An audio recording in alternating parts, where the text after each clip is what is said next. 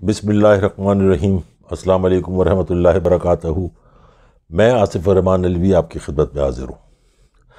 آج کی ویڈیو کچھ اللہ تعالیٰ کے فرمان کے مطابق، کچھ میرے پیارے نبی حضور صلی اللہ علیہ وسلم کے احکامات کے مطابق عزت اور ذلت سے منسلک ہے۔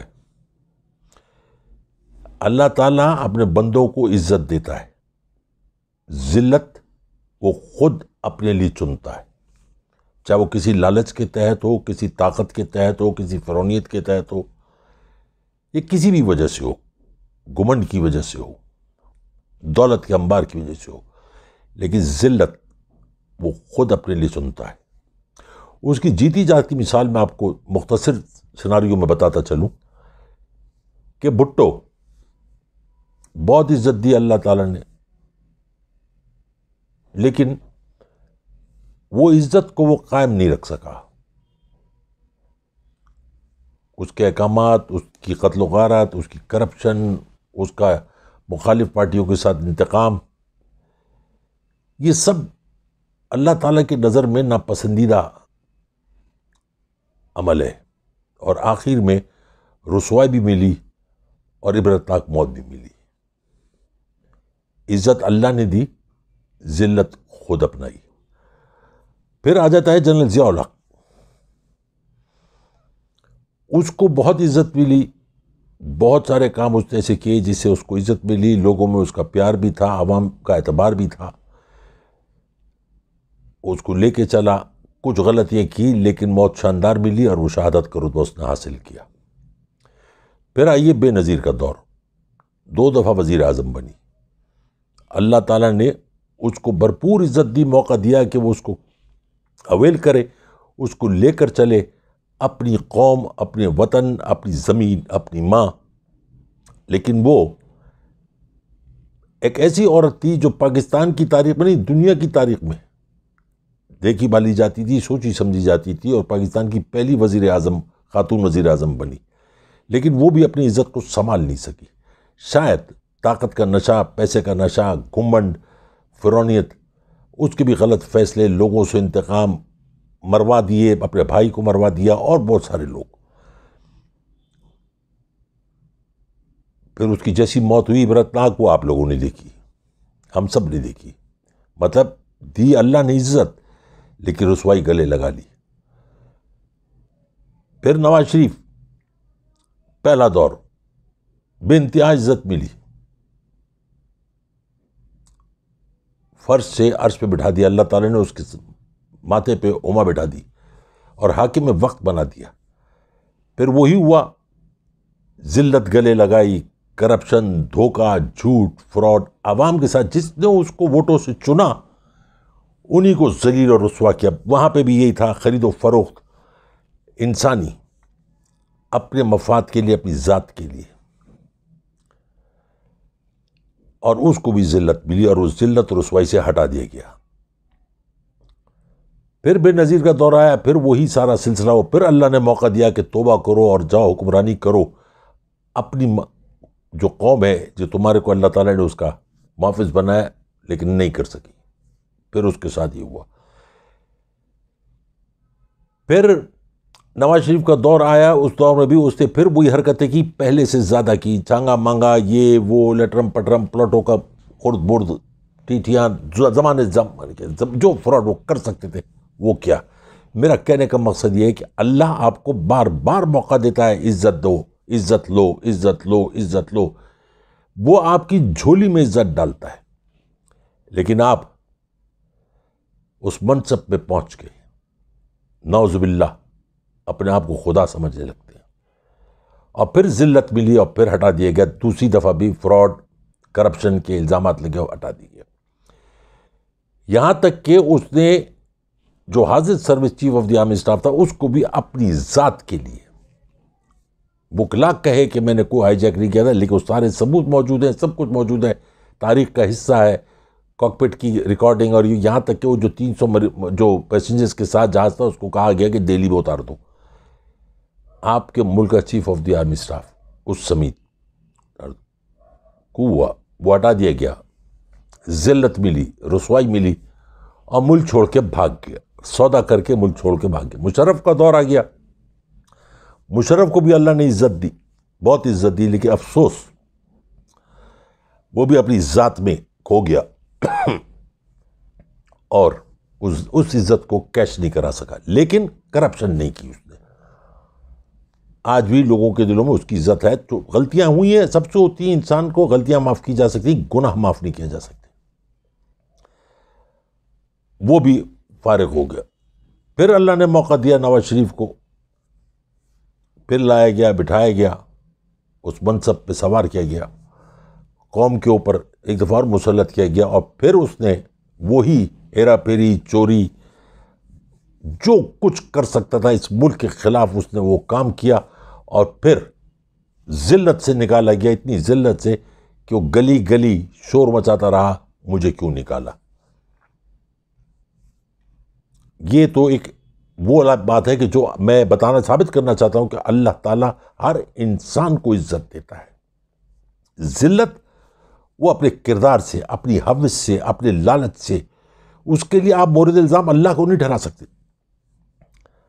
جو قرآن میں لکھا ہے وہ ایک ایک حرف زیر زبر سچ ہے، اس میں نہ کوئی تبدیلی کی جا سکتی، نہ اس کے معنی، نہ اس کے مفہوم تبدیل کیے جا سکتے ہیں۔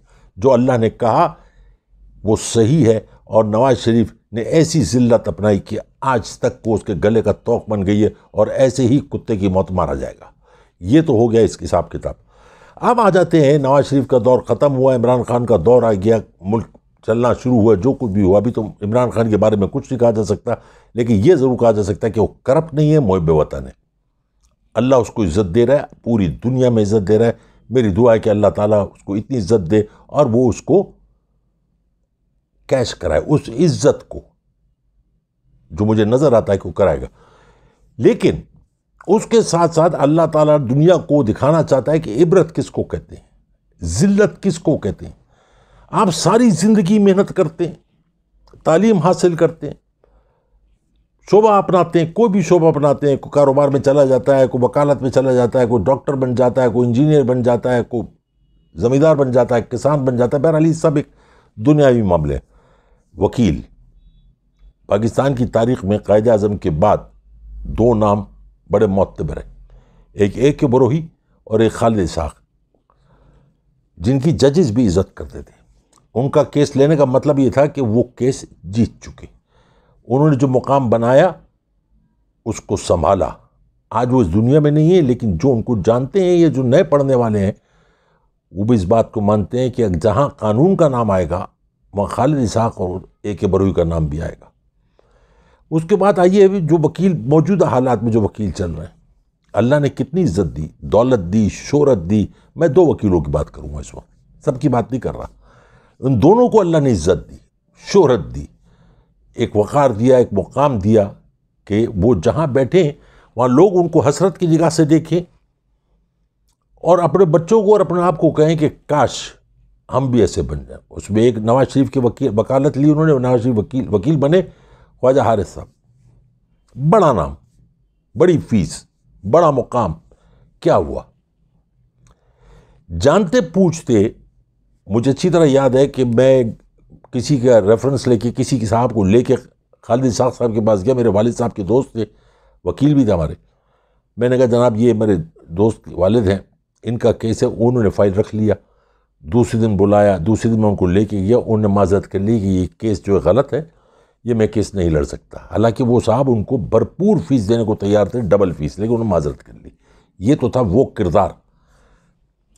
لیکن خواجہ حارث نے یہ کیس لیا نواز شریف کا، جانتے پوچھتے کہ یہ دھوکے باز ملک کا غدار ہے، ملک کے خلاف اس نے سازشیں کی ہیں، اس کا کیس لیا، لڑے اور ہارے۔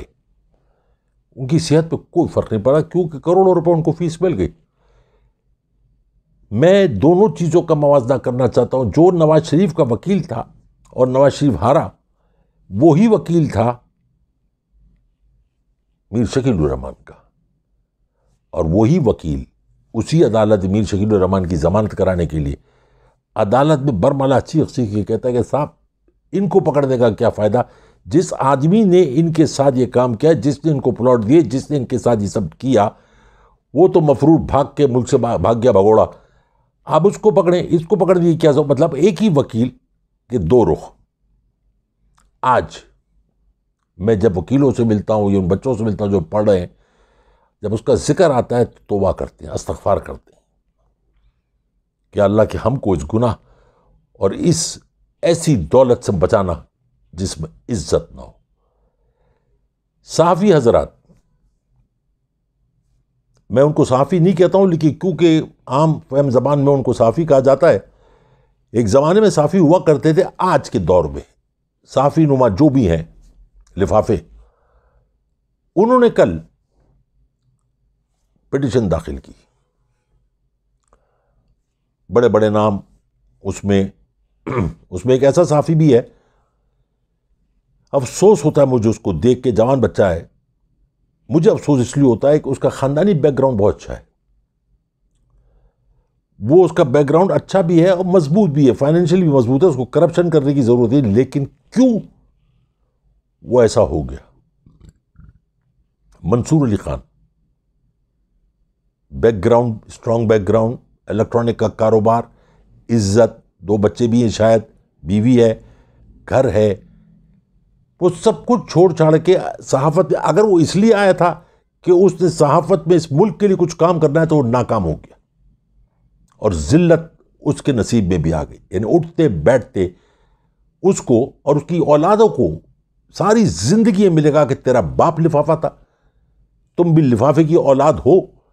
مطلب اس نے خود اپنے گلے میں یہ توق ڈالا ذلت اور رسوائی کا. یہ جتنے صحافی گئے تھے یہ سب وہ تھے جو ہائی کورٹ گئے، سب وہ تھے جنہوں نے نواز شریف سے لاکھوں کروڑوں روپے کا فائدہ لیا، مفت کے عمرے کیے، مفت کے حج کیے، پلاٹ لیے، پیسے لیے، سب کچھ کیا. کل ان سب نے اپنے گلے میں ایک اور توق ڈالا ذلت اور رسوائی کا. پیشہ دیکھیے صحافت اور کردار دیکھیے دلالی. کہتے ہیں نا کوئلے کی دلالی میں منہ کالا کیا. ان سب نے وہی کام کیا. میں نجم سیٹھی کو اس لیے نہیں گنتا ہوں کہ میری نظر میں کبھی بھی ایک خاندانی انسان تھا ہی نہیں. اس کی اوقات ہی نہیں اس کو انسان کہا جائے. اس کو جتنا کہا جائے، جتنا برا کہا جائے، جتنی خرافات بکی جائے، کم ہے. اس کے بعد ختم ہوتی ہے، کیونکہ وہ شروع سے بد کردار رہا. لوگ اس کو عزت دیتے ہوں گے، میں نہیں دیتا. میں نے کبھی نہیں دی اس کو عزت، میں دوں گا بھی نہیں. مجھے حق ہی نہیں اس کو عزت دینے کا. میں ایک جس کو اللہ نے ذلت پہ راہ کھڑا کر دیا، اس کو میں عزت کیسے دے سکتا ہوں؟ یہ تو ہو گیا 2 متضاد چیزیں. نجم سیٹھی خاندانی رسوائی اس کے گلے میں تھی، اور ایک مجھے افسوس ہوتا ہے اس بچے کو دیکھ کے، منصور علی خان کو دیکھ کے. اتنا بڑا خاندان، اتنا بڑا بیک گراؤنڈ، فائنینشلی بھی مضبوط، کوئی کنگلا نہیں تھا. سلیم صافی کی طرح نسوار بیچتا بنی آ گیا تھا. پڑھا لکھا لڑکا، خوبصورت لڑکا، اور آ کے کیا کیا اس نے؟ ایک غدار کے لیے پٹیشن داخل کی. کل اس کے بچے اس سے ضرور پوچھیں گے. بچے تو اس لیے بھی پوچھیں گے کہ اس کے بچوں کے دوست اس سے پوچھیں گے تمہارا باپ اتنا بڑا غدار کیسے ہو گیا. بہرحال شہرت تو مل ہی چکی تھی، لیکن یہ گو کا ٹوکر اپنے سر پہ ڈالنے کی کیا ضرورت تھی؟ چلیے باقیوں کا میں ذکر اس لیے نہیں کروں گا کہ اب تو میں انڈیویجولی جو رپورٹس جو میں ویڈیو بناؤں گا اس میں سب کا نام آئے گا. غلیظہ فاروقی، یہ دوسرے جتنے بھی ہیں، کیا نام ہے اس کا، آسمہ شرازی، بہت سارے لوگوں کے میں نام لوں گا. پھر سب کے لیے انڈیویجول ویڈیو بناؤں گا. اب آ جاتے ہیں کہ ان کا کیس لڑنے والا وکیل، کتنا بڑا نام، سلمان اکرم راجہ. ایک خاندانی بیک گراؤنڈ، نام، تعلیم یافتہ، پڑھا لکھا، کیا بولتا ہے. مطلب اس کی گفتگو سنے تو لگتا ہے کہ کوئی خاندانی انسان گفتگو کر رہا ہے. مگر وہ بھی ایک غدار کے لیے، ایک بھگوڑے کے لیے، ایک منافق کے لیے، ایک چور کے لیے عدالت پہ کھڑا ہوا تھا. کیا عزت رہی. یعنی اللہ نے عزت دی اور آپ نے گلے میں عزت کا، بے عزتی کا، ذلت کا توق ڈال کے آج آپ پھر ٹی وی پہ بیٹھیں گے، پھر لوگوں کے سامنے آئیں گے. تو یہاں پہ جو اللہ تعالیٰ نے فرمایا، میرے نبی نے فرمایا صلی اللہ علیہ وسلم نے، اللہ تعالیٰ نے فرمایا ہے کہ ہم حرام کھانے والوں کی عقلوں پہ پتھر، آنکھوں پہ پردہ اور دلوں پہ مہر لگا دیتے ہیں. ہم ان کو ہر جائز چیز کی سوچنے سمجھنے کی صلاحیت سے محروم کر دیتے ہیں. پھر وہ غلط فیصلے کرتے ہیں، پھر وہ غلط طرف جاتے ہیں، پھر وہ غلط کام کرتے ہیں اور ذلت اور رسوائی کو بٹورتے رہتے ہیں تا دم مرگ۔ یہ کام کیا ان لوگوں نے۔ میرا سوال ہے کہ ایک آدمی کو کتنی بھوک لگے گی، کتنی روٹی کھا لے گا؟ تندور میں بیٹھ کے پورا تندور نہیں کھا سکتا، وہ ایک دو روٹی کھا لے گا۔ سونے کا بستر بنا لے گا لیکن سوئے گا ایک ہی سائڈ پہ، پورے ساری رات بستر پہ گول گول چکر نہیں لگائے گا کہ میرا بستر ہے سونے کا۔ پھر ایسی دولت کی کیا حوث، کیا شوق؟ میری سمجھ سے بالاتر ہے، اگر کوئی مجھے سمجھا سکے تو ضرور سمجھائے۔ تو میرے اللہ نے ہر ایک کو عزت دی، پیدا کر کے عزت دی کہ اس کو دنیا میں بھیجا کہ جاؤ اچھے کام کرو، ثواب لوٹ لو، اوپر کا کھاتا بھر لو، نیچے کے کھاتے کی فکر مت کرنا، وہ جتنا تمہارے نصیب میں وہ تمہیں مل جائے گا۔ ہم میں سے کتنے لوگ ہیں جو اوپر کا کھاتا بھرتے ہیں؟ ہم میں سے کتنے لوگ ہیں جو دوسرے کے بارے میں سوچتے ہیں؟ ہم میں سے کتنے لوگ ہیں جو دوسرے کے دکھ پہ دکھی ہوتے ہیں؟ ہم میں سے کتنے لوگ ہیں جو دوسرے کی خوشی میں خوش ہوتے ہیں؟ مجھے افسوس کے ساتھ کہنا پڑتا ہے کہ جن کو میں نے ذکر کیے، جن کے بارے میں نے ذکر کیا اور جو رہ بھی گئے کہ میں آئندہ ان کے بارے میں بتاتا رہوں گا، ہماری قوم اب اس طرف چلی گئی ہے کہ ہم اپنی ہار پہ نہیں روتے، اپنی ہار پہ، اپنے دکھ پہ ہم نہیں روتے، ہم دوسرے کی جیت پہ روتے ہیں، دوسری کی خوشی پہ روتے ہیں۔ یہ ہمارا المیہ ہے، یہ المیہ نہیں، یہ ہمارے اوپر لعنت ہے، بہت بڑی لعنت ہے۔ ہم اپنی غلطیوں کو سدھارنے کی کوشش نہیں کرتے، ہم یہ کہتے ہیں، ہم مظلوم بن جاتے ہیں کہ ہمارے ساتھ یہ کیوں ہوا؟ ہمارے ساتھ اس لیے ہوا کہ ہم سوچتے نہیں ہیں کہ ہم نے کیا غلطی کی اور اس کی اصلاح کیسے کی جائے۔ جب سوچے گا انسان تو اصلاح بھی کرے گا اور اللہ تعالیٰ اس کی مدد بھی فرمائے گا، لیکن اب یہ نہیں سوچتے۔ ہم مرے ہوئے کو مارتے ہیں، ہم ہارنے والے کو اور ہرانے کی کوشش کریں، اس کو ہم چاہتے ہیں رانے درگاہ کر دیں، اس کو زمین کے اندر غرق کر دیں۔ آپ گر کے 10 دفعہ سنبھل سکتے ہیں، لیکن اگر گرانے والا ہی آپ میں سے ہو، وہ آپ کو کیا سہارا دے گا؟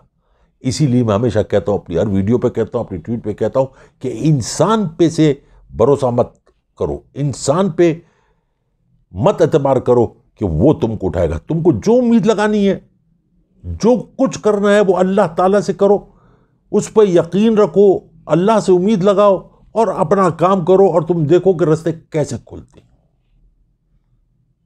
بہت سارے واقعات ہیں میرے پاس میری ذاتی زندگی کے بارے میں کہ بند گلی میں کھڑا ہوں، 2 رکعت نماز حاجت کی پڑھی اور اللہ تعالیٰ نے اس بند گلی میں سے کھڑکی کھول دی۔ جس کنویں میں، جس جگہ پہ میرا پیسہ ڈوبا، میں نے کھڑکی نہیں تبدیل کی کہ میں پن لائن میں پیچھے جا کے کھڑا، اسی کھڑکی میں سے کھڑا رہا، اسی کنویں میں سے اپنا پیسہ نکالا، ڈوبا ہوا پیسہ۔ یہ یقین ہے۔ ہم لوگ بہت جلدی مایوس ہو جاتے ہیں، اسی لیے اللہ تعالیٰ نے کہا ہے کہ مایوسی کفر ہے۔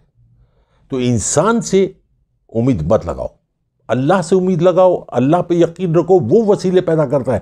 آج میں ہمیشہ آپ لوگوں سے کہتا ہوں کہ اب جنرل باجوہ، یہ عمران خان، یہ ان سے امید نہ لگائیں، ان کے لیے دعا کریں، امید اللہ سے لگائیں، اس پہ یقین رکھیں کہ اب وہ حالات بدل دے گا، اور وہ بدل رہا ہے۔ وہ عمران خان ہو یا باجوہ ہو یا جسٹس ہو یا چیف جسٹس ہو، یہ جتنے بھی عدالت میں بیٹھے، یہ سب وسیلہ ہیں، خود بخود اللہ تعالیٰ ان کے دماغ میں ڈالے گا، خود بخود اللہ تعالیٰ رستہ کھولے گا۔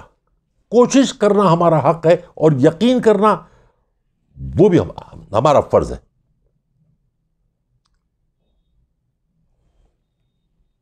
مگر ہم لوگ ایسا نہیں کرتے۔ میں اکثر بچوں کو بھی دیکھتا ہوں، ڈپریشن، مایوسی، پھر وہ رخ اختیار کرتے کیونکہ ان کے گھر میں ان کا کوئی دوست نہیں ہے، ان کے ماں باپ ان کے دوست نہیں ہیں، پھر وہ رخ کرتے ہیں شیشہ کا، ان کو دوست پہ غلط راہ پہ ڈال دیتے ہیں، پھر ان کی واپسی مشکل ہو جاتی ہے، پھر ماں باپ کے لیے زندہ رہتے بھی موت ہوتی ہے، جس کو کہتے ہیں تل تل مرنا۔ تو یہ جتنے لوگوں کو میں نے آپ کو بتایا، سب کو اللہ نے عزت دی۔ کوئی شخص نہیں کہہ سکتا کہ میں بچپن سے ہی ذلت دیکھ رہا ہوں، نہ، ہر ایک کو اللہ نے عزت دی اس کے حساب سے، اس کی اوقات سے، اس کے برابر. پھر اس کو ہوس، اس کو لالچ، فرعونیت نے اس کو بھٹکایا، اور اس نے خود بخود اس عزت کو بالا طاق رکھ کے گلے کے اندر ذلت اور رسوائی کا توق ڈال لیا. میں اپنا کام کر رہا ہوں، اپنے جو مجھے اللہ تعالیٰ نے جتنی طاقت دی، جتنی میری بساط ہے، اس کے حساب سے میں اپنی شمع روشن کر رہا ہوں، اپنا دیا جلا رہا ہوں. مجھے میرا اللہ موقع دے اور زندگی رہی تو میں یہ دیا جلاتا رہوں گا. میں گالیاں بھی سن رہا ہوں، ایسا نہیں کہ میں نہیں سن رہا، لیکن چلو کوئی بات نہیں. میں اپنے حصے کا دیا جلاتا رہوں گا. اب یہ آپ کا کام ہے. ایک انڈیویجول اگر اپنے حصے کا دیا جلائے تو 22 کروڑ کی عوام کتنا روشن ہو جائے، ملک کتنا روشن ہو جائے. ہم ہمیشہ یہ سوچتے ہیں ہمارے ایک سے کیا ہوگا. ایک ہی ہوتا ہے. ایک انسان تاریخ لکھتا ہے، ہجوم نہیں لکھتا.